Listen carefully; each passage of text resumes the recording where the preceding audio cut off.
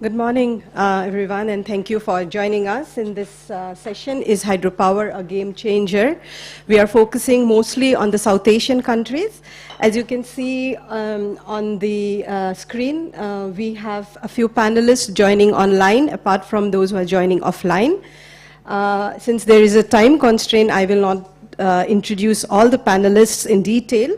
Therefore, we have it here for you to know, and as yesterday I mentioned, you can just, they are all famous people, you can Google their name and you can get all about them.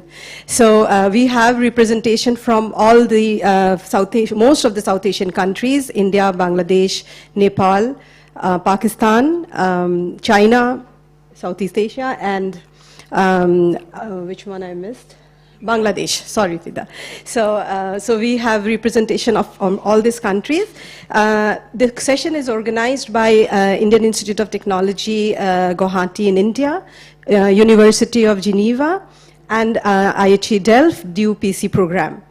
So this would be co-hosted by me. I'm Professor Anamika Barra from IIT Guwahati, and my colleague Dr. Sumit Vij, who is from University of Geneva. And we also have one very young colleague, Devesh Belvase, who is from FAU, and also doing his master's in AIT. So let me just very quickly go through what we are going to focus on this panel. As you can see, the panel basically is trying to talk about implication of hydropower development in South Asia. Why we felt that this panel discussion is needed at this time of the hour is because we all know that all the countries have made a lot of commitments in the recent COP, and hydropower is considered to be one of the ways to mitigate climate change. It also provides us an opportunity to adopt by enhancing water security from the point of view, if you look at it as a storage. Given that whether really hydropower is the future for the South Asian countries is something that we want to discuss, as we know that it has both positive and negative impact. But why there are so much of resentment, in spite of that we all agree that it is one of the clean source of energy given the time that we are in. We have broadly a few questions, which Sumit is going to delve more into detail, but very quickly, these are the 4 questions broadly we want to focus on, and we expect our panelists to reflect upon, is why hydropower development across South Asia is a subject of public and state controversy. How does the size of the hydropower project matters? Who captures the positive impacts? Who incurs the negative impacts? And can transboundary cooperation, as most of these rivers where we are focusing on are rivers which are shared by 2 or more nations, can cooperation help us reducing the social and environmental impacts for the riparians?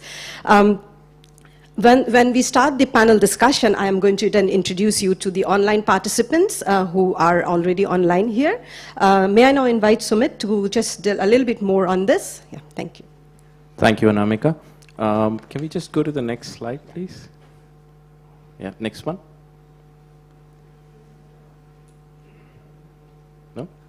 Oh. Okay. Oh, thank you. Good morning, everyone. Very quickly, like Anamika said, I'm just going to quickly set the context, taking just 5 to 6 minutes from now.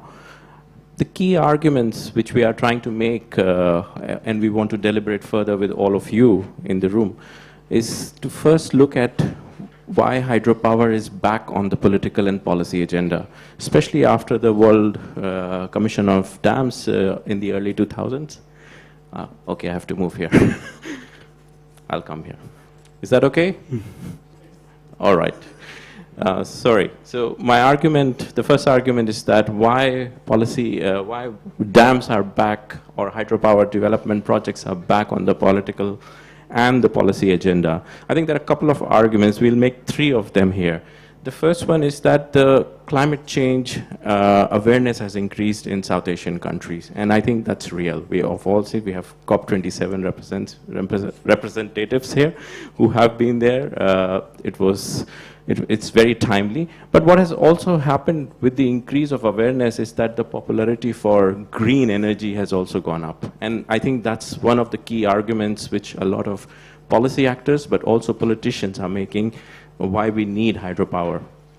The second is that what particularly the literature and the scholarship is talking about is that although hydropower is considered as a green energy, as a mitigation and adaptation measure, but I think there's also a hidden agenda there that it is not just a mitigation measure, but also as a development effort for reducing poverty. And I think it's still on the agenda of a lot of people.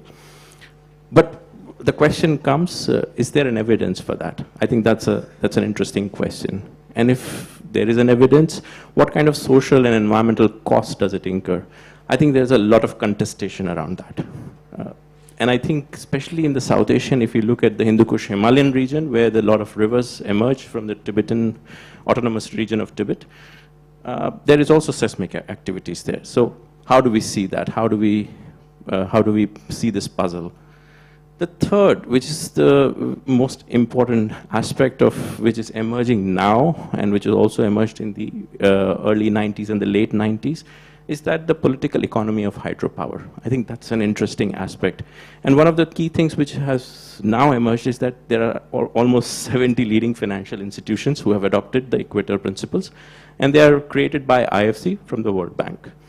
And they are basically private institutions, private company, who are meant for profits, and they see hydropower development plans as profit-making enterprise. So what about the transparency there? What about the political economy there? I think we have to also look into that. But considering all these 3 points, what we see is that the arguments which were made against the hydropower development is kind of disappearing, kind of diluting. And I think that's the interesting aspect of why is it diluting? What are the key questions behind that? Next slide, please.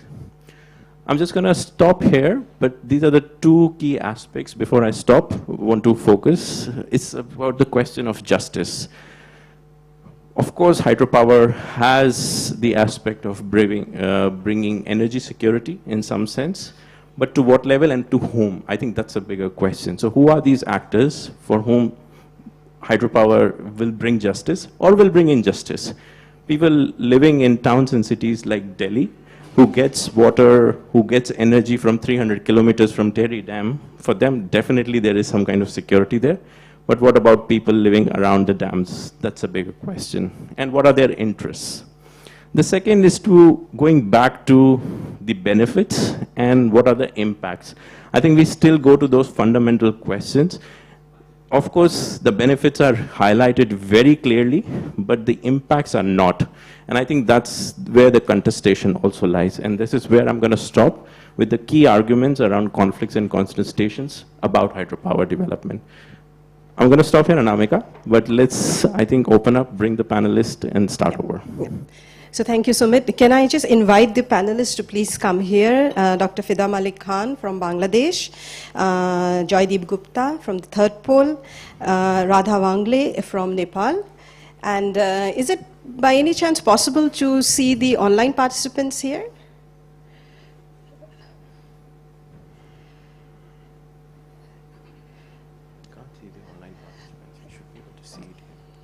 Saurav, if you could just help. So we have Dr. Arup Kumar Sharma from India, IIT Guwahati, Dr. Sufia Khanun from Bangladesh, Saad Tamad from Pakistan, and Udisa Saklain from Nepal, who are joining us online. So we have a really long panel, so I request all of the panelists to please stick to the time. Let me just begin asking the first question to you, Joydeep. Joydeep is also working in a very big media house, which is the Third Pole. And the question that we have for you, Joydeep, is, as Sumit mentioned, that there are so much of resentment around hydropowered plants, hydropower development. You work so much with people, and you have seen the impacts of these dams as well. So given that, what is the reason behind it, how it manifests? That's what we would like to know from you. Thank you, Anamika. Okay, given in the interest of time, I will keep my answers very brief. The simple answer to your question is that it's an issue of who wins and who loses. So what we have been finding, and this is not just in South Asia, definitely in South Asia, but all over the world, we have been finding that what we are called project affected people. Project affected people are the ones who keep losing, whereas both the energy and the water supplies move away, sometimes even away from the basin, definitely for electricity, and go to another set of people. And that essentially is at the root of the resentment and the objections and the protests. So if you lost your house because a dam was being built and that power went to the state secretariat in Guwahati and the water went to a farmer in Dhubri, I don't think you would be very happy, and I do think you would be protesting, and that's exactly the reason for the resentment. Thank you, Joydeep. So Radha, you heard what Joydeep mentioned, and we understand that Nepal is also a powerhouse of hydropower, and you also represent your government. So how do you look at this controversy around, because you need it, but there are so many impacts around it. So from Nepal point of view, how would you put it? Thank you for this opportunity. I agree with our former colleague who expressed about the disappointment of people, how they are impacted from the dam and other projects. I think we need to see the problem from the perspective of climate, from the perspective of poverty, from the perspective of inequality, because people are in multiple crises, and we need to address all those crises one at a time. And in our context, many people they are depend upon natural resources, not only the water resources, but if we make a dam or any development project, the people might be affected to utilize the local resources, not only the water resources. That affects the people. So we need to consider about their use right, their livelihood first, and consider the development issue later on. But after all, what is the development? Development should be for the sake of people. That's why Nepal government is trying to consider the people's perspective by utilizing the environmental impact assessment and some other process. But the question is the EIA, environmental impact assessment, is not that much functional. It is like a ritual. We do the environmental impact assessment in the beginning while we start the project, but later on the implementation aspect of this EIA is not so functional. Thank you. Can you give that microphone to the...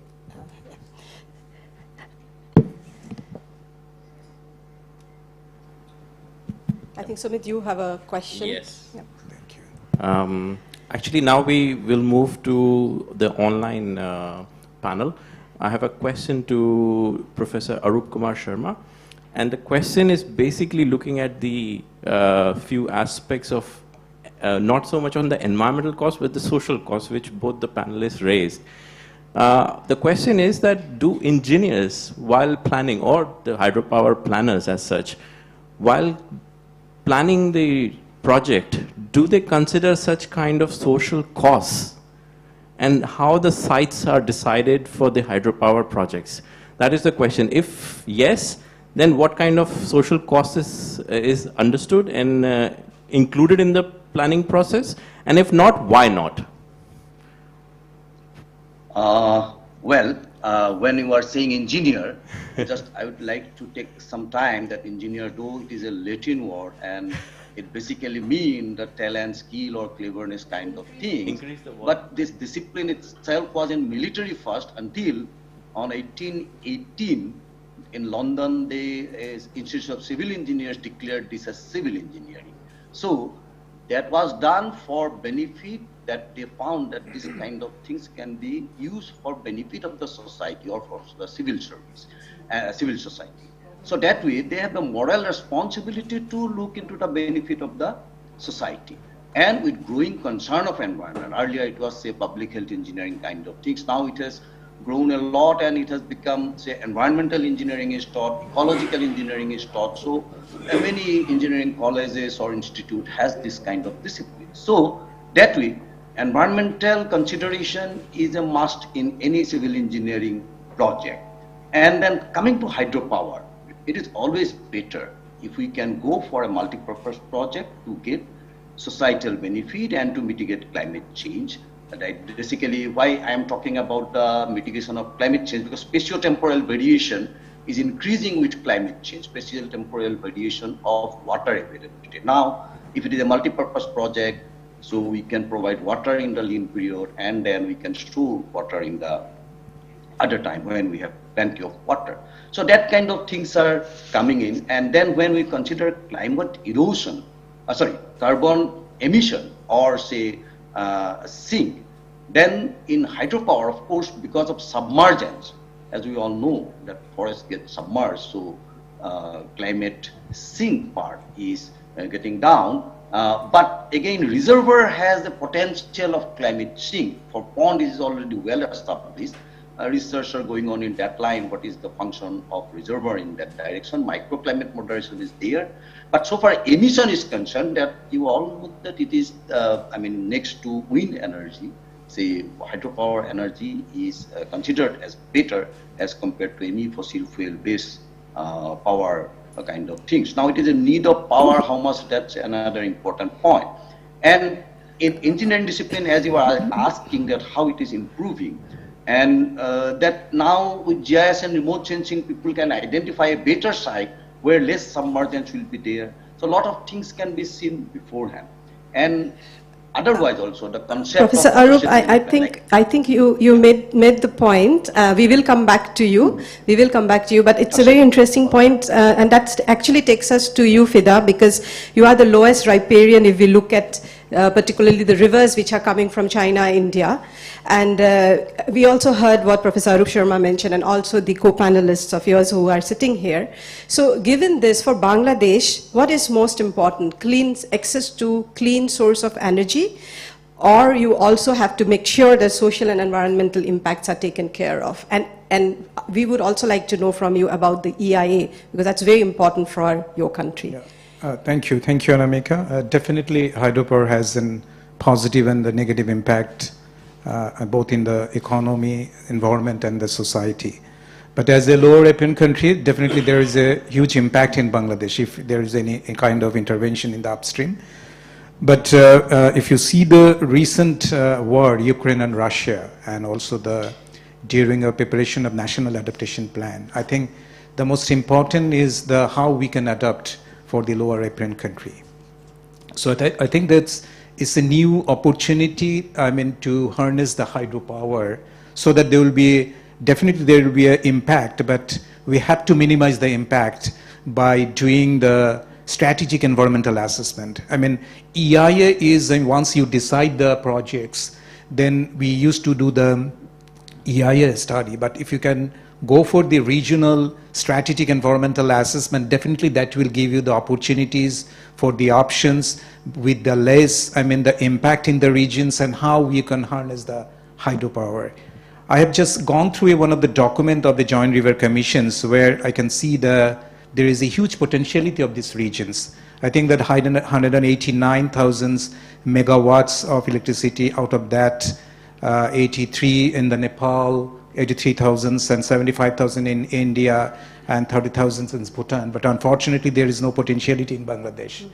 But I'm not sure that we can harness all these opportunities. But if we can harness some of the part, then definitely the region will be secured in terms of the climate, in terms of the flood mitigations, and also the hydropower generations.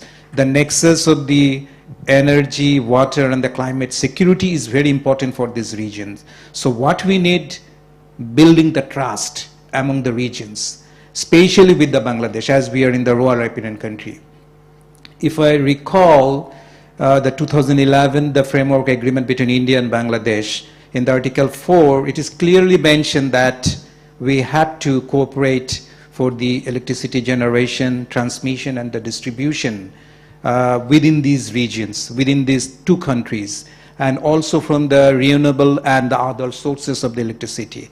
I think, and also if you see the BBIN, the concept, Bangladesh, Bhutan, India, Nepal, in 2016 there was a meeting in Dhaka, and they discussed the potentiality of the hydropower and also the water resource management. But you see that nothing has happened. I think the most important as a lower APN country as Bangladesh, that building trust through joint study. And this joint study will building the trust among the regions. And also we have to keep in our mind that these regions is dependent, these three mighty basins, the Ganges, Brahmaputra and the Meghna. I think more than 700 million people are dependent, and the ecosystem services, and many ways these three rivers are providing the services. So I think that most important is to carry out the joint study, which will build up the confidence among the regions in the track 1, track 2, and the track 3 level peoples, the local peoples, the marginal peoples, and definitely we can overcome this situation, and we can prepare and secure the security of these regions. Thank you. As this is the spirit of this conference. Thank you, Anamika. Thank you for that. That's a very interesting perspective from the downstream, and based on that, I think now we will move to the upstream. We have a question for Wong-Ling Wong now. Wong, we have a question.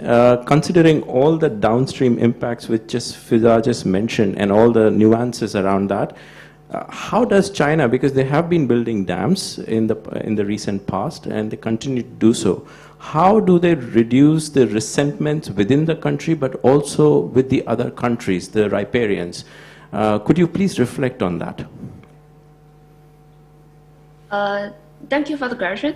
And I do feel it's an interesting question, particularly since it was proposed by the well-experienced professors who work in the field for decades. This question actually reminds me 20 years ago, the first lecture, which helps me to understand the difference between international rivers and other rivers. The professor simply posted a geomorphic map of a watershed on the wall, then asked all the students, if you are the watershed manager, where will you build a dam to store the water, to control the flood, to help the navigation? I think the answer is really obvious. All of you could give the answer immediately. Then he put a national boundary on the map to divide the watershed into upstream and downstream countries. Then he told us we all live in the downstream countries. Now you have to choose the location again, then write a paper to reason it. So if you are interested, you can also look into the location of the Dibang Valley Dam, which have been approved by Indian government. So I think after the courses and after years of the experience, I'm working in the international rivers with China and its boundary countries. There are two principles I can see clearly has been concluded from the lectures, also rarely be followed by Chinese government. The first principle is seeking the truth from the facts. There are many facts about the dam operated in China I really want to share, but due to the time constraint, I have to shorten it to the one related to social resentment. So most social resentment is rooted in the feeling of insecure. Then dam safety would be the issue for discussion. I have been questioned by officials from Laos and NGOs from Thailand about this. And in the past, my answer is China always follow the national standards to ensure the dam safety. It's not only for downstream countries, but also for the Chinese township right behind the dam.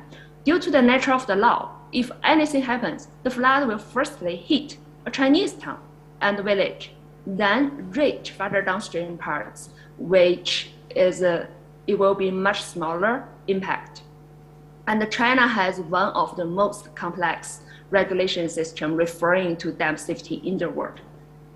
The other principle is a human community with a shared future.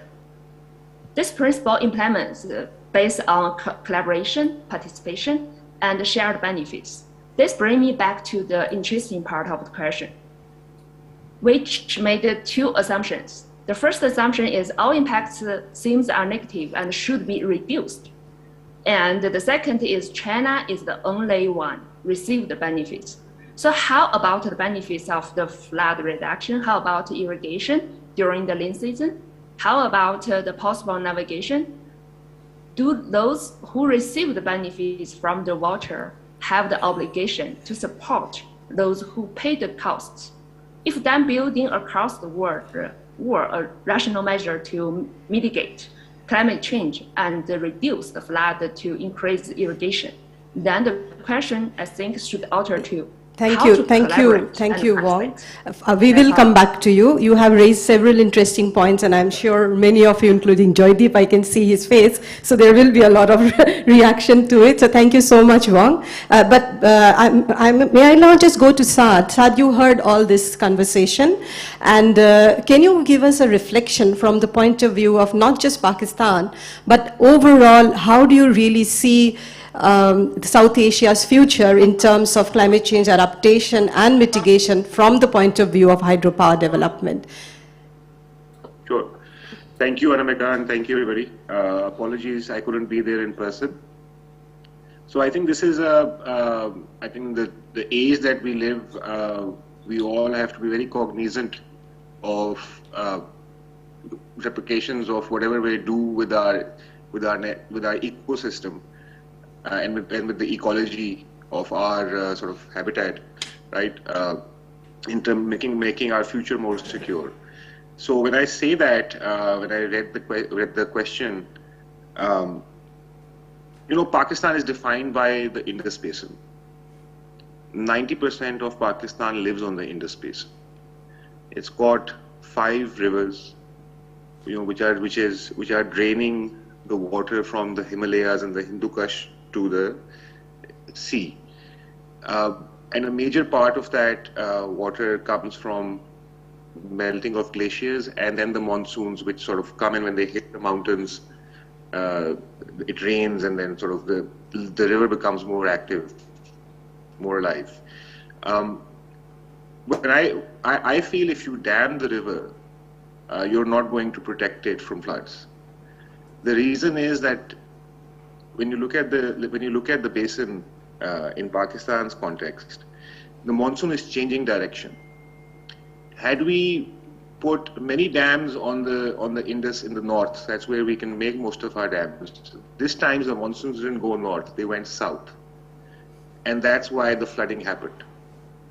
It happened in the lower part of the basin. So that argument that we used to make that dams would protect us from floods doesn't hold.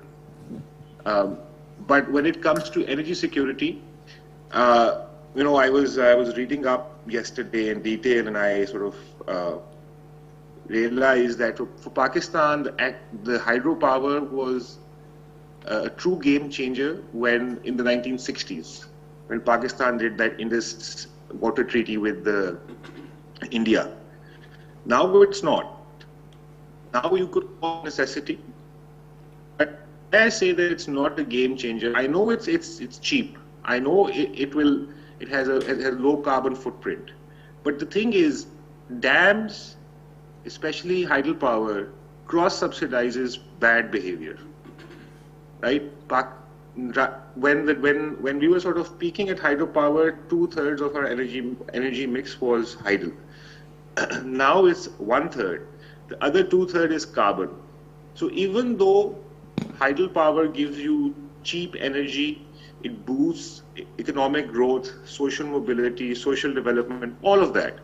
But it also cross-subsidizes bad behavior, right?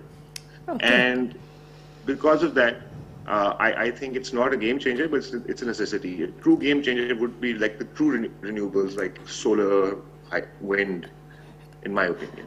Okay, all right. Thank you, Saad.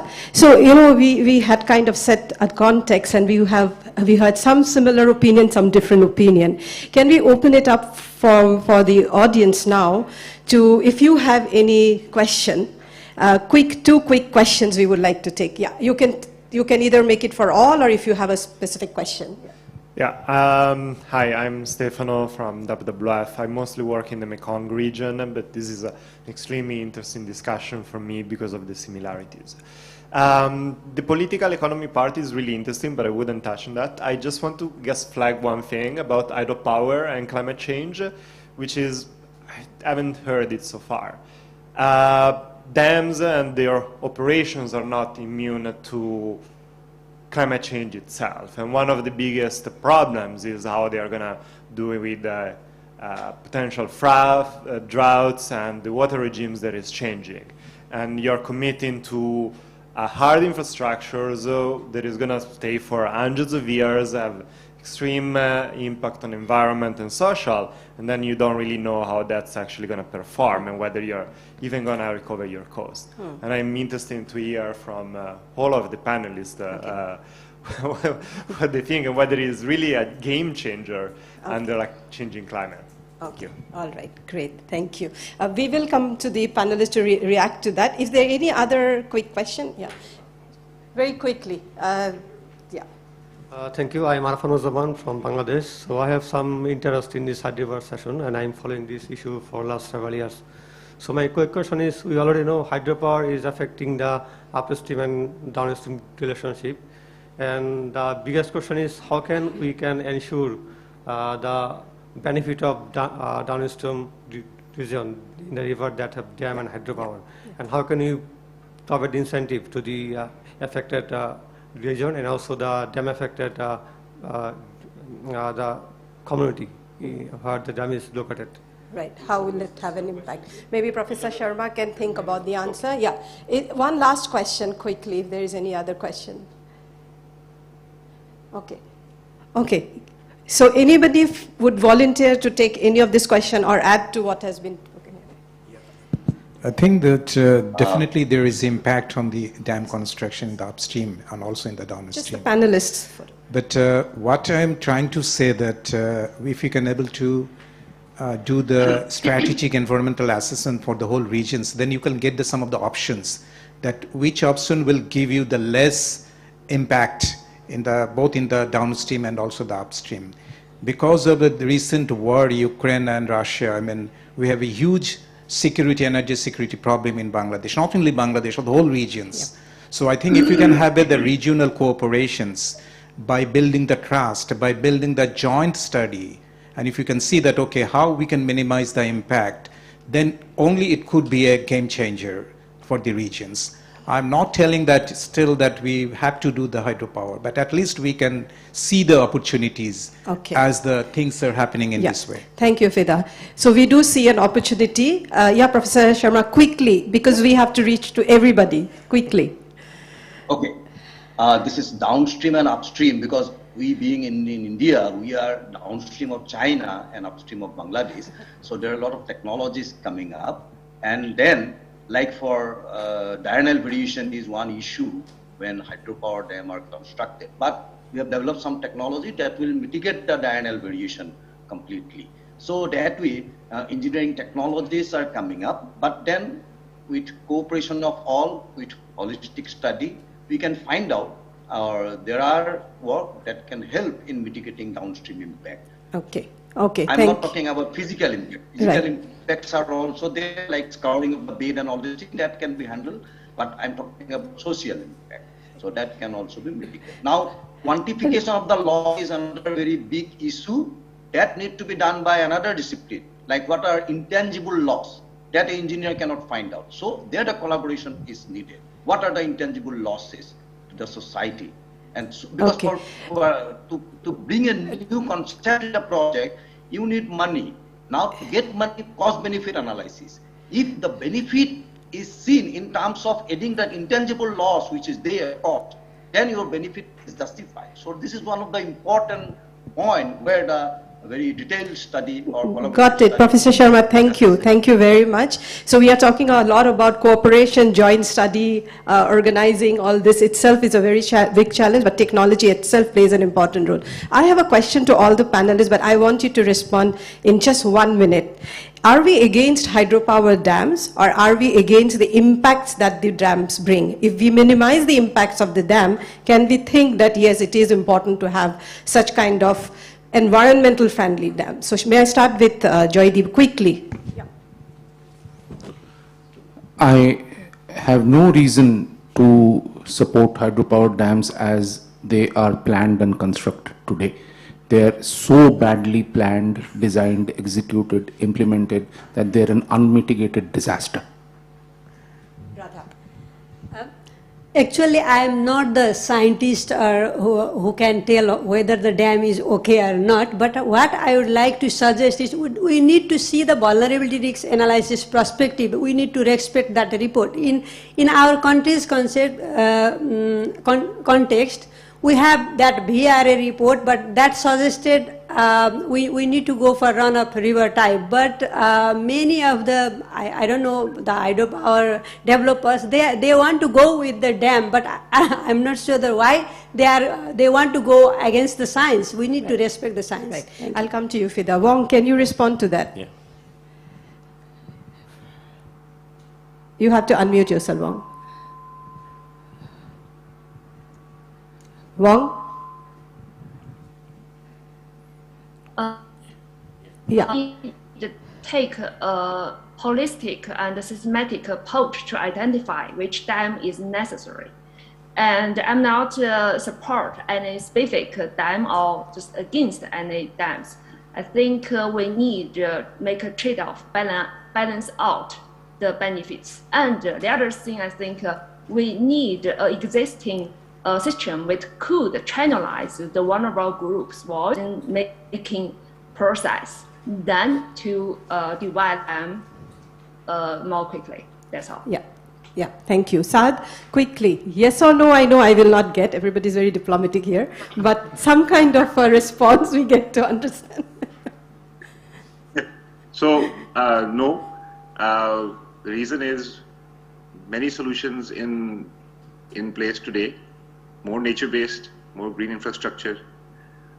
I would have said yes if it was 4 decades ago, because back then our only option would have been to burn fuel and make electricity. Okay, okay.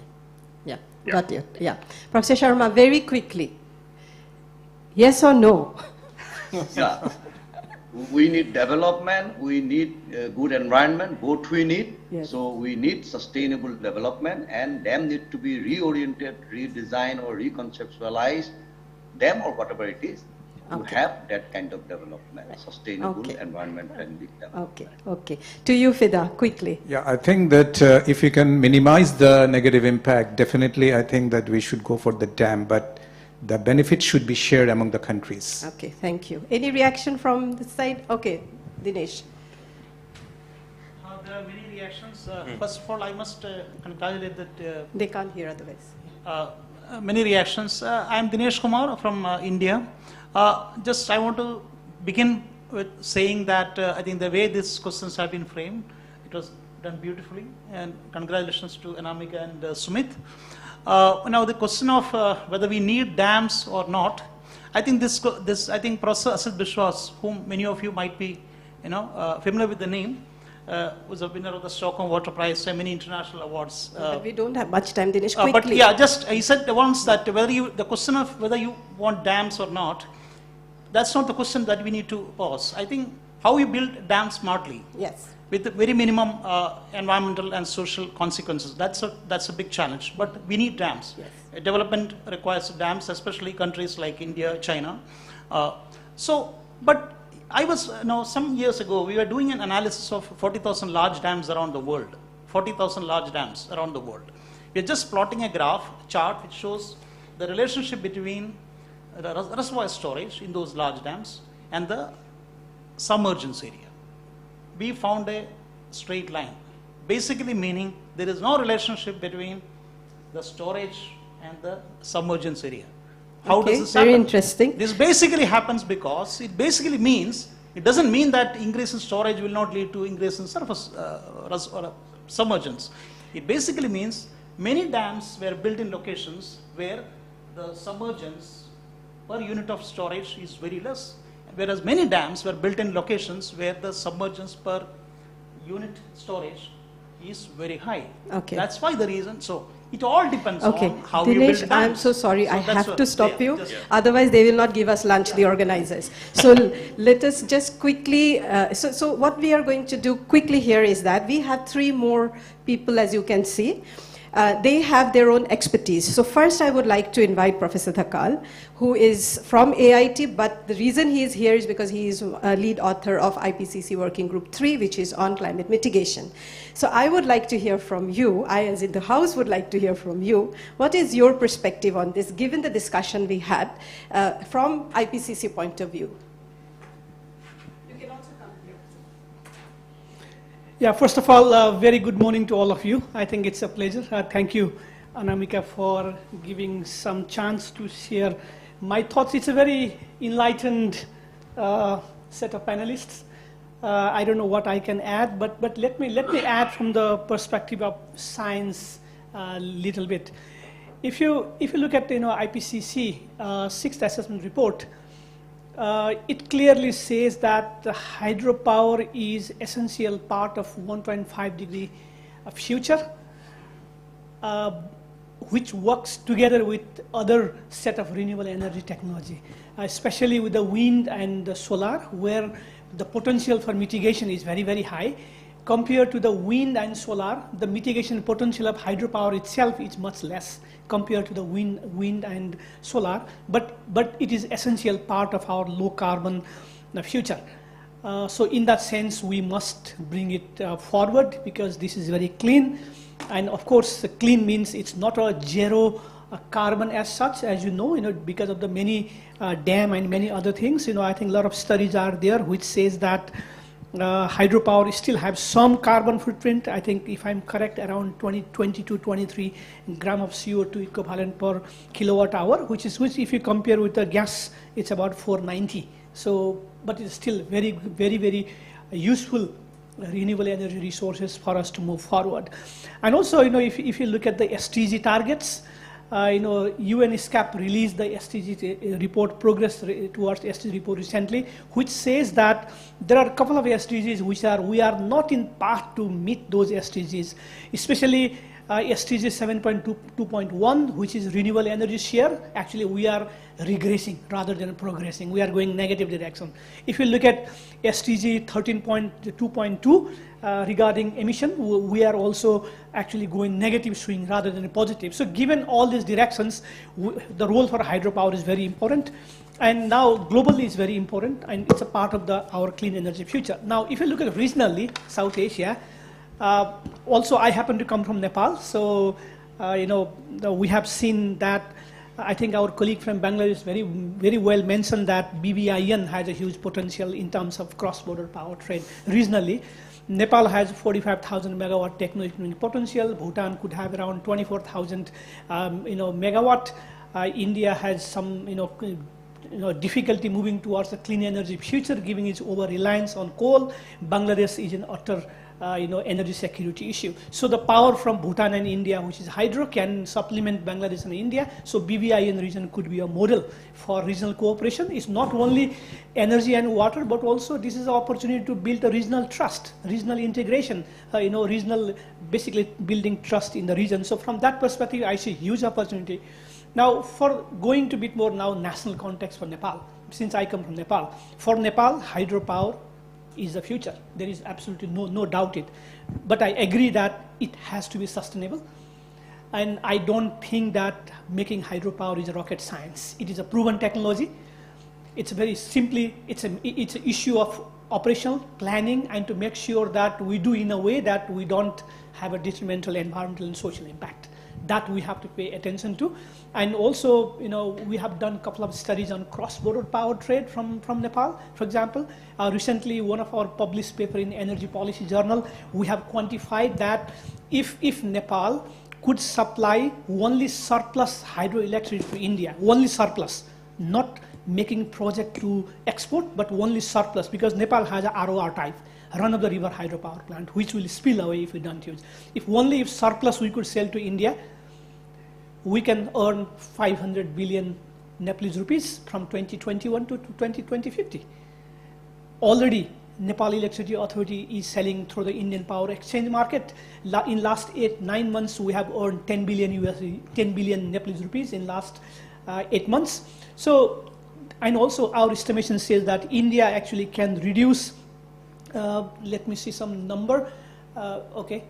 India can reduce 82 million ton of CO2 equivalent in 2021 to 2030 if India buys all surplus electricity from Nepal. So India can displace that much, taking the average emission factor of India's power system. So if we do regional cooperation, there is a huge potential, and particularly for Nepal, there are a lot of opportunities from energy security, trade balance, forex reserve, from number. Now, finally, I'll not take time. Now, what we need to do perhaps is to build a trust. I think our colleagues already mentioned it, to trust in all hydropower development, regional issue in particular. G2G mechanism alone doesn't work. G2G with B2B, to think tank to think tank, academia to academia, civil society. So we have to build multi-level trust framework. Otherwise, this is very, very vulnerable to geopolitics. I know a lot of us don't want to touch the geopolitics and political economy, but let's take it. This is a white elephant we can't avoid, right? So, but region has a huge potential, particularly South Asia, and I think this is a time that we all move towards regional cooperation, collaboration in hydropower, and of course, at least in BBIN region, I see the huge potential, and for a country like Nepal and Bhutan, this is a game changer. Thank you. Thank you, Professor Dhakal. I think it's very timely of how Professor Dhakal ended it, talking about cooperation. The next speaker is Dr. Sufia Khanum. She's a fellow at BISS Bangladesh and also a lower riparian. She has 3 minutes now. And could you please reflect on how cooperation can bring adaptation as a measure for lower riparians, but also as at the upper riparian countries in South Asia? Thank you, Shumit and Anamika, for inviting me and giving me the opportunity to speak for this conference. So I would like to focus some of the points I think that has not been mentioned here, and from the diplomatic perspective, as my organization is working with the diplomacy. So as we all know that the environmental extremes are increasing day by day, and it is affecting both the quality and quantity of the water. And Dr. Fida rightly mentioned that BIM has identified, the power potentials among the South Asian countries. So we can think of it, and much of the discussion has been mentioned about the positive and negative aspects of the hydropower.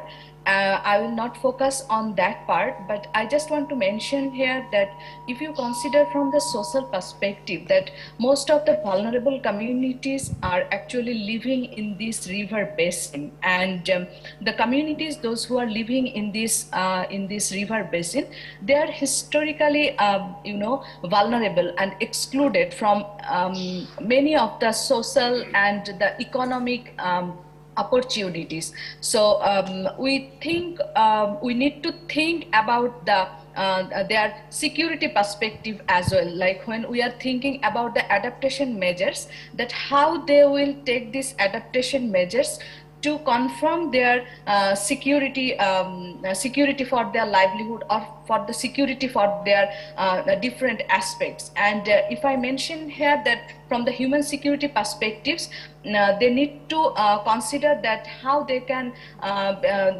be benefited from this want and from the fear that can be produced by the different climatic extremes and the mismanagement in the riparian countries. And there is another thing, that the intangible cost, that how we can minimize this intangible cost. And as my earlier presenter has mentioned nicely, that we need to build the trust, and we need to build trust through the joint study. And I think as a downstream country like Bangladesh, we also need to think for our own benefit, that how we can offer the different benefits for the upper riparian countries, so that we can implement the adaptation measures regionally. And another thing, that the last point that I want to mention, that the climate change, the adaptation measures, and the river basin, both are actually the regional aspect, and we need to treat this the river basins or the transboundary water resources regionally. So I think the bilateral agreement or the bilateral cooperation or any type of bilateral agreement will not work for this, for the transboundary adaptation measures. I think regional approach is very much needed, and we need to think out of the bilateral cooperation or bilateral adaptation measures for South Asia, which is very rare in this region, and we need to think of it. Thank you, so Sophia. much. Yep, I think you've really raised two very important points on human security and multilateralism. With this, I think we are almost closing it, but I think we have our last speaker, Udisha. Udisha, now you've heard about all these impacts, potential, and the so-called smart hydropower. We are not sure what that does really mean, but I really want you to reflect on the political and social injustices which has been happening and which might also happen in the future with the evolution of hydropower in South Asia. Could you please reflect on that? Sure. Right. Thanks a lot, Sumit, for your question. So, I mean, I think the question around social and political justice and the processes that shape inequalities is being asked at a very good time, because we are witnessing a major revival of large dams in South Asia.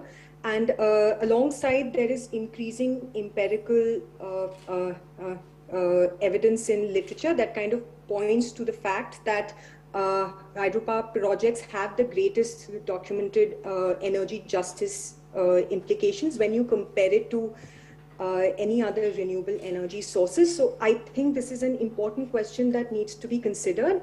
If you're looking specifically at South Asia, so my PhD fieldwork was based largely out of Nepal. So that is where I will largely be talking about Nepal, but I think to a large extent the findings kind of applied throughout South Asia, where dams are being built. So this larger question about whether dams are good and or bad kind of nicely ties into questions of social justice, because I feel like some cases in Nepal have shown that there are some examples of enhanced distributed justice, in the sense that communities seem to be getting more benefits from dams today than was the case about 20 years ago. And by this, I mean, I think one of the fundamental game change has been of local shares in the company that actually builds the dams, so that gives access to communities to actually gain from the profits that are generated from electricity. There has also been a much more extensive planning around local development benefits. So that could be things like improving irrigation canals, constructing a concrete check dam to supply water to farmland, offering subsidized power. So all of these factors have kind of shifted at least the public perception around dams. But I think we have a long way to go when it comes to procedural justice. And by that I mean actually including marginalized communities in decision making around where the dam must be built, to how big must it be, what are the risks that are involved, and also giving political rights to people to demand rightful compensation for harms that are caused. I feel like on that end we are lacking in a big way, which makes dams much more harmful and risky than they are projected to be at the beginning. There are some rare examples. For instance, there's the Riti and the Antikola projects in Nepal that are perhaps examples where local irrigation needs have been supported, which is one of the major reasons as to why local communities have been quite glad to allow the development of the project and have actually benefited from it. So that that kind of presents a fantastic example of how hydropower can play an instrumental role in either reducing or actually exacerbating inequalities. The one point that I want to mention here actually has Disha, to do you with have the to first quickly slide that conclude you now. Yeah, presented. if you could just quickly wrap it up. Yeah. Yeah, sure. Just one last point, which is, I think in a big way, the way dam building has shifted in South Asia is the fact that there's a lot more involvement of private players, and but our formal policies are not in place that actually encourage or enforce greater development actions. It's left up to private companies to kind of make sure that they are engaging in best practices, and that kind of often leads to voluntary inaction. So keeping that in mind, I feel like we need to make sure that we have the right framework in place when we're actually planning a project, and to make sure that the benefits are there throughout the life cycle of the project and not just at one particular point. Okay, Thank all you. right. Thank you so much, Udisha. This is something like writing your answer papers. You know, even if you're half done, you have to submit. So we are in that situation now. So, but you know, the idea was we will do a closing, but I think it's a subject where you can't really stop debating. But I still would like to very quickly go back to our panelists. But this is, you have to explain it, your entire thesis in half a second. So quickly tell us, anybody has any reaction to whatever we discussed, so because we would like to close it from you. Jaideep, very quickly. Okay, I'll not talk about anything that's been discussed before. I will just put a question to those planning hydro projects. Have you taken into consideration the acceleration of the water cycle due to climate change and therefore further uncertainties in water supply, because we are already seeing the ill effects of that on all the dams of Nepal and Bhutan? Thank you. Asad, I want to go to you because you always get the last chance, so quickly. So I think I, in general, agree with Joydeep in what he had said before, but I think dams are necessary, but not the only solution. Okay. All right. Hydropower is necessary, but not the only solution. Great. That was very clear. Thank you. Professor Sharma, quickly, it's a test for you, if you can finish it in half a second. You have to unmute yourself. Unmute. Oh, God. Yeah. When we talk about dam, we also talk about the contribution that is coming, water coming from the upstream catchment. So we need to adopt ecological management practice there so that we get the required water, and downstream also operation we need to control in a way so that downstream is not affected badly. Right. And we need to have an optimal combination of all these to have that benefit in terms of both social benefit, economic benefit, and combining together. So we need to talk about holistic engineering. Thank you. Wang, to you. Quickly. So I think a holistic and systematic approach is the key. And we cannot just stay at the stage to cure the headache or cure the pain from the food. We have to cure the entire system and the body. That's all. Yeah. Thank you. Radha and then Fida. Yeah. Yeah, hydropower could be the game changer if we do it wisely. What we discuss here, if we consider all those things while we implement, that will be the game changer. Thank you. Well said. Yeah. I think the hydropower is the first step of the regional cooperations, and also I think that benefits should be shared among the countries, and we must secure our regions in terms of the energy and the water and the climate. Thank you. Thank you so much. Thank you to all the panels. A round of applause for all of them, please. And thank you for joining so early in the morning, Saad, Professor Sharma, and Sufia and Udisha. And thank you to all of you who travel all the way. Thank you so much. And thank you to the excellent audience. Thank you very much. Thank you.